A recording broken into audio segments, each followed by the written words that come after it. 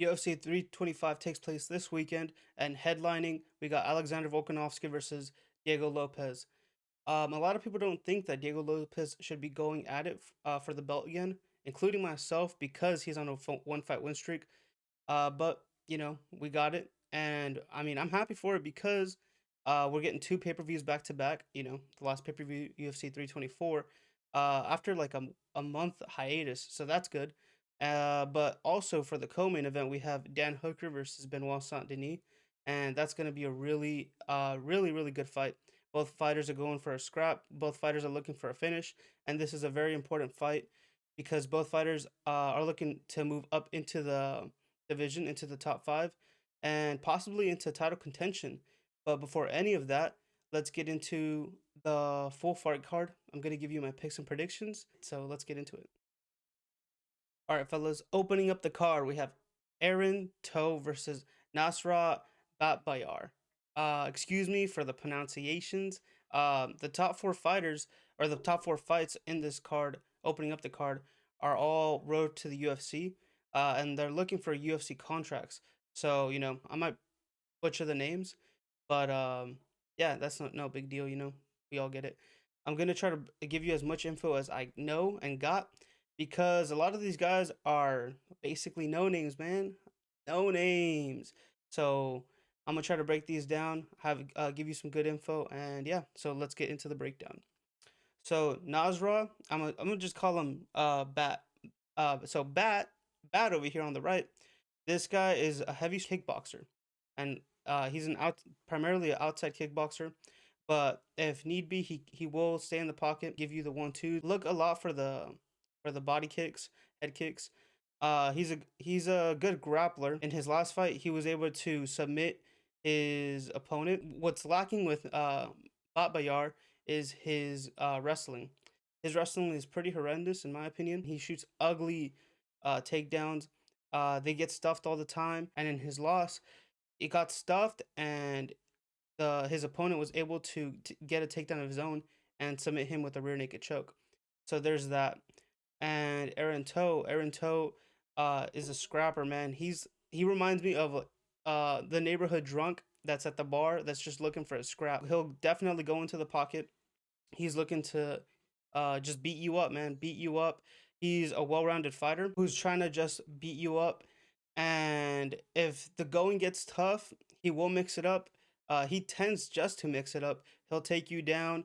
He'll land heavy ground and pound, and is just looking to pressure you. So with all that being said, I am gonna have to pick Aaron Toe. There's no odds for these fights, and I advise you not to bet on any of the four fights. I would not touch them, but if you had to touch them, if you'd have to bet on somebody, I'd go with Aaron Toe. He's a better fighter in my opinion. He has better striking. He has that wrestling defense and offense. He'll be able to stuff Batbayar's takedowns, get a takedowns of his own, but primarily just strike, hit Batbayar with his pressure. And yeah, so I got Aaron Toe. He can go for a KO, but I'm gonna go with Aaron Toe by decision. So that's my breakdown of the very first fight. So let's get into the next one. Moving up into the card, we have Dueling Rainbow versus Lawrence Liu. So Lawrence Liu is very hittable, man. That's what I noticed watching some tape. He's very hittable. His defense is basically not there, relatively non-existent. Another thing that I didn't like about him was his stance. His stance is very straight. He's very hittable because of that. And he has no head movement, man. No head movement. What I did like though was that he has a lot of pressure. He's always trying to walk you down the fence, and he's not stop, man. He's cutting you off, and he's on you 24/7. The only downside of his pressure is that he throws very little, man. He's basically throwing 1-2 and then letting 30-45 seconds pass and then hitting you again 1-2. And that's another thing. He primarily just throws his jabs and straights. He doesn't really throw anything else. But one thing that he does throw, he's throwing with power, he's throwing with intention. He's looking to knock you out. And that's the story with Liu. Now, Rangbo, we're just going to call him Rangbo for simplicity's sake. Rangbo, he is a heavy boxer. He also likes to pressure you, and he'll stay in the pocket piece you up, do whatever he wants, and once he's had his fill, he'll get out of there. He's very elusive, very fast, and one thing to note, guys, is that he's only 20 years old. He started his professional MMA career when he was 15, so he has some experience under his belt. So don't count him out, man. He's a young buck, but he has 5 years and he's growing. He's a very young in his career. He likes to give you a lot of pressure, but he's typically working out of the pocket. He will get in the pocket if need be, or if there's a slugfest going on, he'll engage. But his ideal fight is just hitting you outside of the pocket, picking his shots, and a lot of quality over quantity. A lot of his shots are very powerful. That was very noticeable with his last fight, being able to knock down his opponent in round one. And overall, he's very well rounded, especially for his age. I'm very surprised, but he's a really good fighter. He has really good takedown defense as well. That was noticeable in his last fight too. But overall, guys, I'm gonna have to go with Rangbo. Rangbo looks like the superior fighter in my book. Lawrence is just too hittable, man. Too hittable. I don't like that. It doesn't look like he has a lot of tools in his pocket, and for those reasons, I'm gonna have to go with Rangbo. All right, fellas, and now moving up into the card, a lot easier names to pronounce. That's that's for sure. So we got Kishiro Nakamura versus Sebastian Zele. Sebastian Zele fights in a karate sense. He's very mobile. Man, dude, I can't tell you. This guy's always on his bike. He's picking his shots and boom, right on the bike. Boom, right on the bike. So I love that about him. Love that about him. Another thing that I love about him is he's always giving you pressure, man. This guy is pressuring you nonstop. He's hitting you everywhere, man. This guy does not discriminate. He's hitting you in the legs, body, head. He don't care, man. He's just trying to take you out and knock your head off. He does have really good takedown defense, as shown in his last fight. He was trying to get taken down like 2-3 times, and he defended everything. I think from what I can remember, he got shot at like 4 times and only got taken down 14 times, sorry. And he only got taken down once. And another thing about Sebastian is that he'll entertain a slugfest, man. He'll just box you up. If that's what you want to do, he'll be there in the pocket just slugging it out. But overall, Sebastian's a really good fighter. I really like him. Really impressed with his performances in his last couple fights. But let's move on to Nakamura. Nakamura is a heavy kickboxer.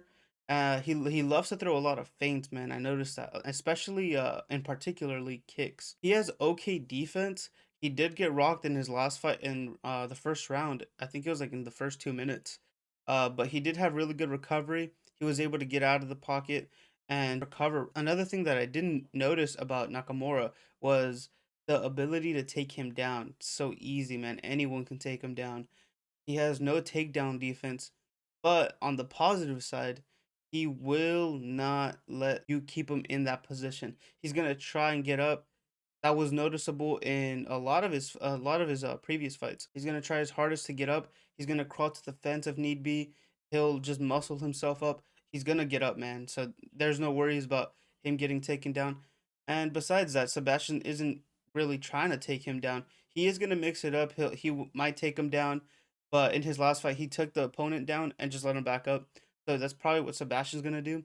He's probably not gonna, look to grapple. But I mean, if he did want to grapple, that's the easiest way to a victory in my book. But overall, giving you all my thoughts, I'm gonna have to take Sebastian Zele. I think he's gonna win by decision. But he's a good fighter, really good fighter, and I'm excited to see him in the UFC. All right, fellas, and finishing up the road to the UFC, we got Sang Woo Kim versus Dan Mar Fan. So Saul Kim, little known fact, a little fun fact, is that this guy was a South Korean Navy SEAL. He completed UDT, and there's that, man. We got another Special Forces guy, maybe in the UFC roster, with BSD. So this guy is primarily trying to take you down, man. He's trying to take you down and just whoop you on the floor. So he's not like any other grappler wrestler in UFC. He's actually trying to work, and when he does take you down, he's always looking for submissions, man. Always. This guy's nonstop. And this guy flows like an angel, bro, on the floor. He'll get your back, then he'll hop on mount, beat you up, and dude, he throws aggressive ground and pound. This guy's just looking for a finish on the ground. So all entertainment with Kim. I also saw in his last fight though that he's just not a wrestler and a grappler though. He's been working on his hands, and his hands don't get me wrong, they're nothing special, but they're pretty good. They're pretty good compared to his opponent. He loves to be in the clinch, loves to throw those uppercuts. He'll throw the 1-2, and if he wanted to strike in a certain way, he uses a lot of Muay Thai. He'll be in the clinch, throw knees, uppercuts, elbows in the clinch. So that's what he loves to do. Now moving on to Denmar Fan. We're just gonna call him Fan. So Fan is also a wrestler. So this is gonna make it very interesting, boys. Very, very interesting. Fan is also trying to take you down. He's non-stop, man. He reminds me of like a Marah, bro. He's just non-stop trying to get the takedown, chain wrestling. He just does not let go, bro. His stand-up is not all that though. If you're able to defend the takedown, you're gonna piece this guy up. His striking's not there. His defense, his guard is not there. In his last fight, he was winning rounds 1 and 2, and in the third round, it looked like he kind of gassed out, which is another thing I was gonna get into. It looked like he kind of gassed out, and he had to stay on the feet and fight on the feet, and his opponent just started piecing him up, cut him up, and it ended up being a 29-28 because of that, because he just couldn't fight on the feet, no guard, no head movement, and no striking, man. So that's something that worries me a lot, because specifically this fight, because they're both grapplers. Overall, Fan didn't really impress me. I didn't see nothing special with him. And we gotta remember, boys, like I said, these guys are wrestlers. And typically in the UFC, what happens with wrestlers when they're fighting is that they tend to end up striking. And if that's gonna be the case, which I think it might be, you gotta go with Kim, man. Without a doubt, you gotta go. But if it does end up being on the floor, Fan, he didn't get a lot of submissions, man. He's not hunting for him. That's the problem. And he's not looking for ground and pound. He's just laying on you like a blanket. The definition of a Dagestani wrestler, bro. And Kim, I can't say that, bro. Like I said, this guy throws nasty ground and pound. Is constantly looking for submissions, and like I said, he'll piece you up on the feet. So because of all those reasons, I'm gonna have to go with Kim. But remember, boys, this is regional fights. You guys bet on regional fights? No, don't touch them. Don't bet on them, please. I beg you.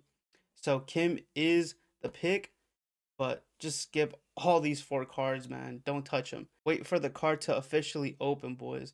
So that's that for Road to the UFC, and let's get into the official UFC 325. All right, guys, and now opening up the real UFC 325, we got Khan Ofli versus Yiza. So Khan Ofli is primarily a wrestler, grappler. This guy's looking to take you down and submit you, man. And he's great at that. In the UFC, he is 2-1. In his last fight, though, he got a submission. He started off pretty rocky in the UFC, but like I said, he just recently got a win, and he's a good wrestler, man. This guy loves to take you down. He's good at transitioning on the floor, and primarily he's good at the rear naked choke. He's good at taking your back, getting body triangles, and just being there. What I will say though is that his stand up is pretty atrocious, man. This guy cannot stand up to save his life, and his stand up caliber is not in the level for being in the UFC. If you keep up on the feet, you're just gonna piece him up. If you're able to deny the takedown, that's what's gonna happen. And that's exactly what Yiza is. Yiza is primarily a striker. He does have some takedown defense. It's not top tier, but it's there. He has some. He's um he's a heavy boxer. He loves being in the pocket. Heavy pressure, bro. Heavy pressure. And this guy's good, man. I don't know what to say. He's pretty well rounded, and Yiza's game plan should be to keep this fight on the feet. I think he should be able to defend the takedowns that Offley offers. He might get taken down, but he should be able to get up as long as Offley doesn't hop on that back, man. If he hops on that back, that's gonna get a little scary. But Yiza should be able to shrug him off, and he's just gonna piece him up, bro. Yiza is proven. He's been in wars, and he has a chin, bro. He has a chin he can eat. But that's nothing to worry about with Offley. Offley has nothing to offer. Like I said, this guy's just a warrior, bro. He's gonna go out there and, dude, honestly, I think he's gonna KO Offley. A KO wouldn't be out of the realm of possibility. I'm gonna have to pick Giza because of his power, because of his takedown defense. Offley, if it's not gonna go to the floor, He's not gonna win, bro. He can't win. So he's just the better fighter. So I'm gonna have to go with him. On to the next one. Moving up, we got Jonathan Mikhailov versus Oban Elliott. So Oban Elliott is a heavy striker, gives you a lot of pressure, and is trying to beat you up. He's a slugger, bro. This guy's just trying to take your lights out. What I will say about Oban Elliott, though, is that his takedown defense isn't there, man. In his last fight, he did get out grappled and just wrestled nonstop. He couldn't defend a takedown to save his life.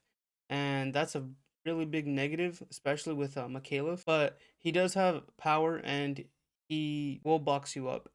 But moving on to Jonathan Mikhailov, he's very well rounded. He just came into the UFC. He has 2 fights in the organization. And I'm pretty high on Mikhailov. He's he's also a heavy pressure guy. He's trying to kickbox you and he will take you down and he will mix it up. In his last 3 fights, he has 2 submissions, one coming in the contender series. But that just shows you, man, he's willing to take you down and get the dub wherever. And that's scary for Oban Elliott. I think that Mikhailov is going to be able to take down Elliott, as shown in Elliott's last fight, just being ragdolled. Mikhailov has everything in his toolbox to do that to Elliott. And I think it's going to be a little worse than what Elliott's last opponent did to him. I think Mikhailov will be able to get a finish. But if it stays on the feet, this is going to be a very competitive fight, a very close fight. If it stays on the feet, it's a 50-50, man. It's a pick 'em. They're both great strikers. They both love to pressure their opponents and are both elusive. So, like I said, if it stays on the feet, it's a pick 'em. If it goes to the ground, I favor Mikhailov.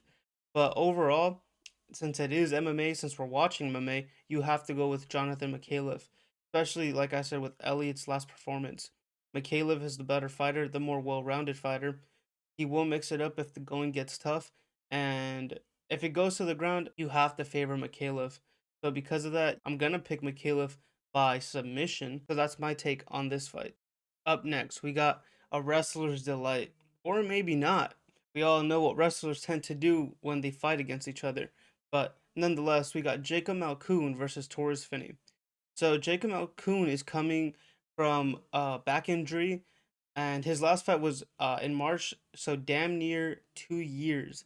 And that's always scary. A back injury, something brutal like that, you never want to have or bet someone with an extensive injury like that. Jacob Malkoun is a heavy wrestler and he has worked on his game a lot. He has decent hands. He has better hands than Torres Finney, that's for sure. His boxing has been worked on, and that's always good, man. You always want to have more tools in your pocket. As for Torres Finney, this guy is a literal wrestler. That's all he's trying to look to do. Torres Finney came in through the contender series, and his first fight in the UFC was versus Robert Valentin.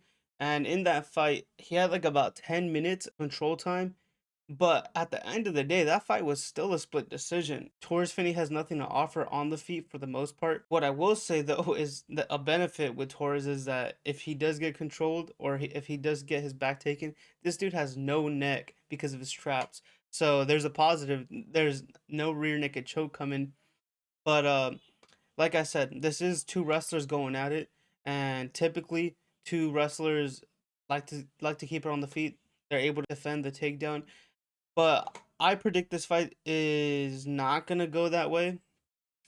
Just because Torres Finney is not gonna want to strike. He's not gonna want to keep it on the feet.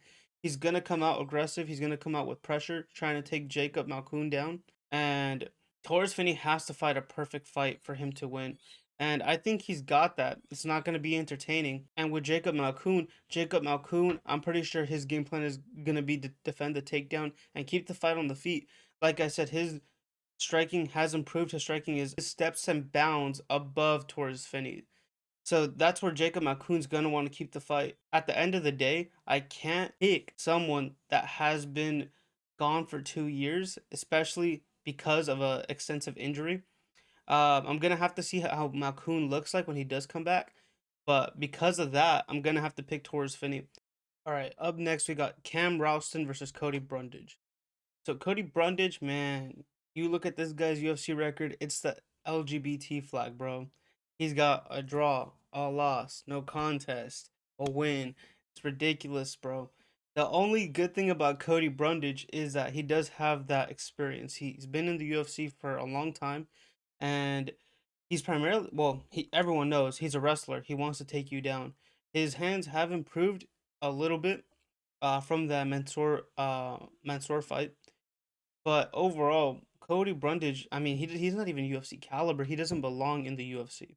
So this is gonna be quick, I think. But yeah, that's my breakdown with Cody Brundage, man. He's just an enigma. Okay, and Cam Rowston, this guy, man, this guy came from the Contender. This guy is a phenom, bro. This guy's just growing and adding tools into his toolbox. This guy's just good, bro. This guy knows how to use his length.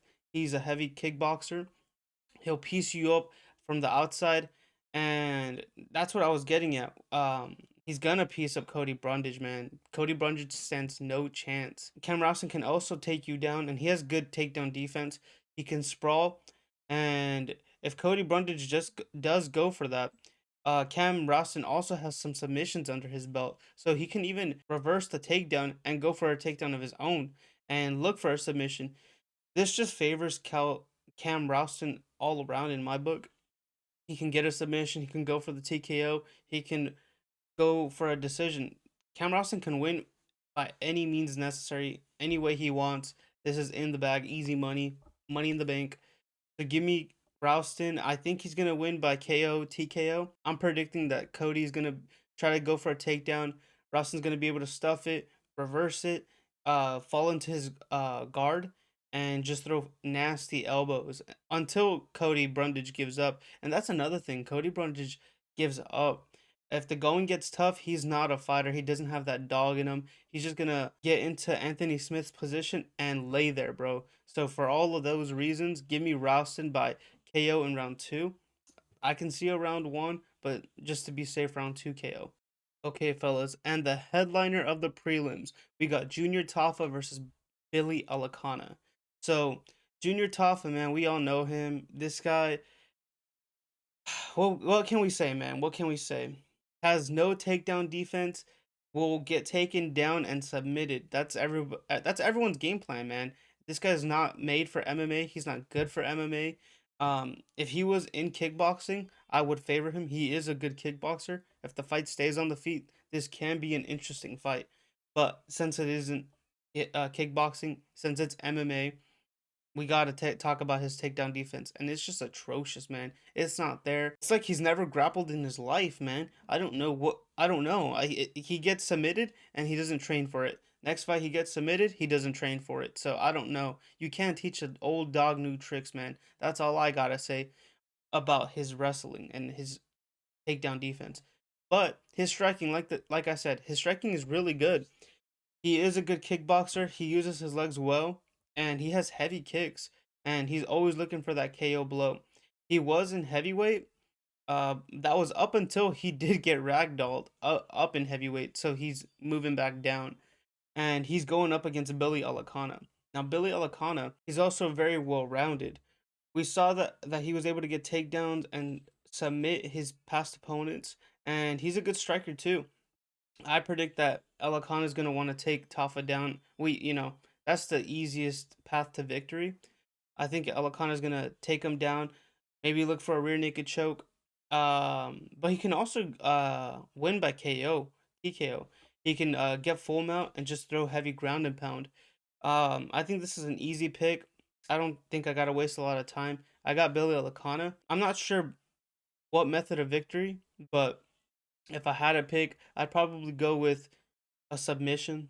Billy Alcana by submission in most likely round two. I think Tafa would be able to survive at least one round.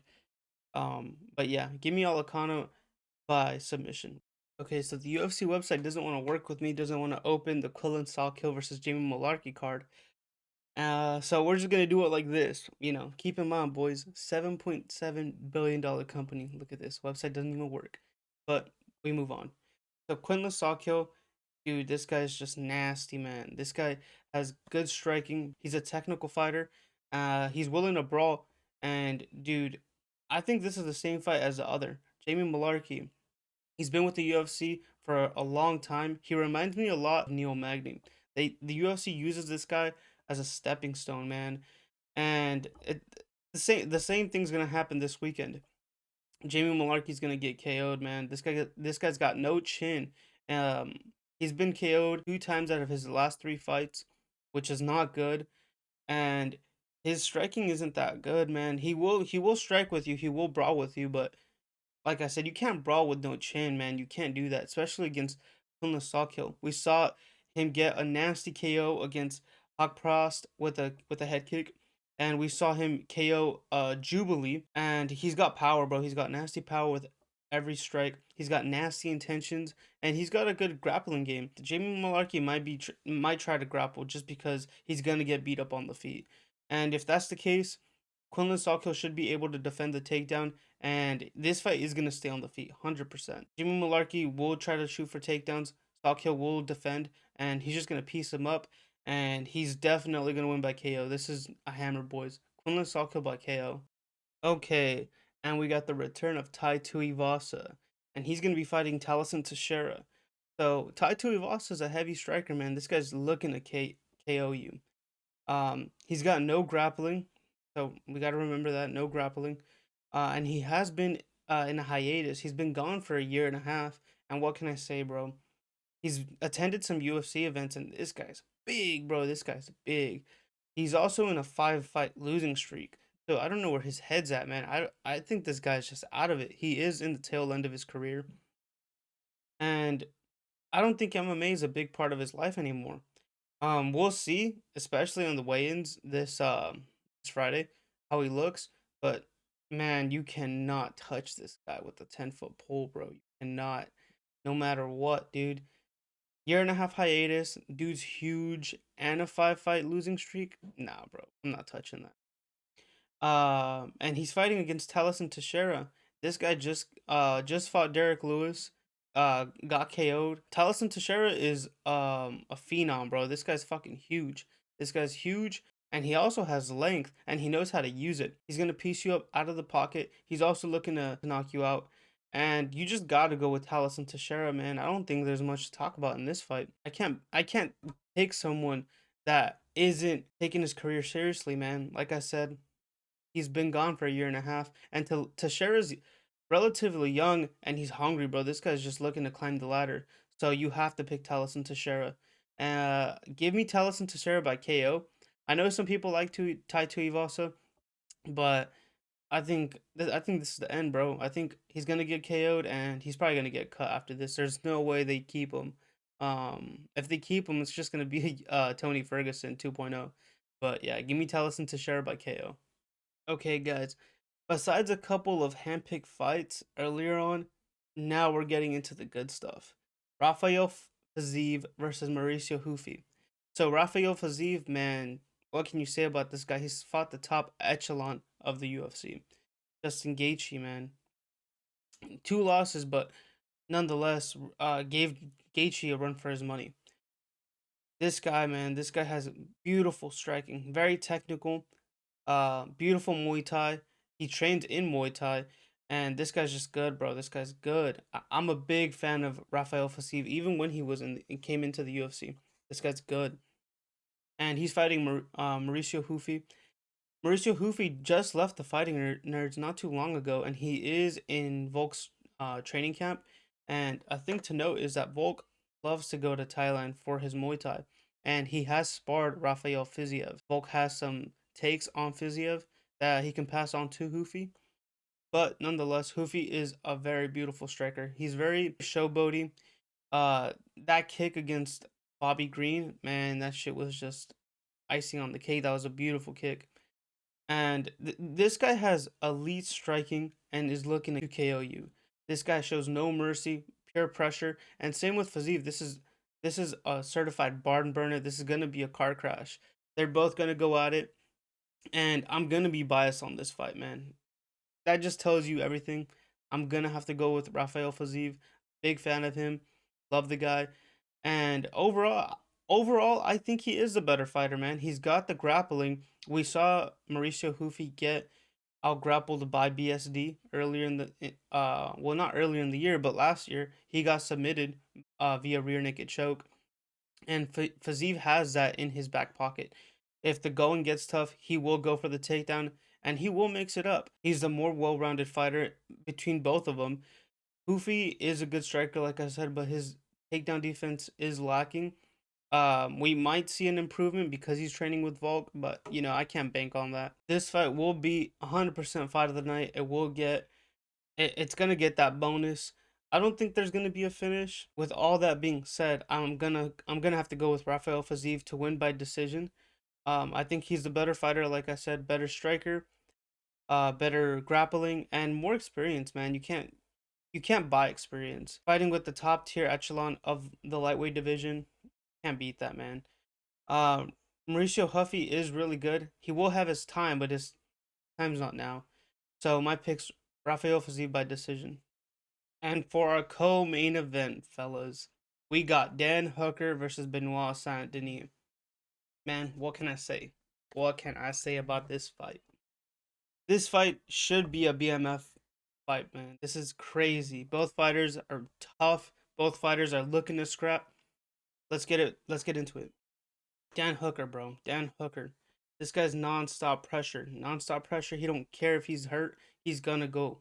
He's gonna go till he's down, bro. In his last fight, he did lose to Arman Tsarukyan. He was easily taken down to the floor, and Tsarukyan was able to get that submission fairly quickly.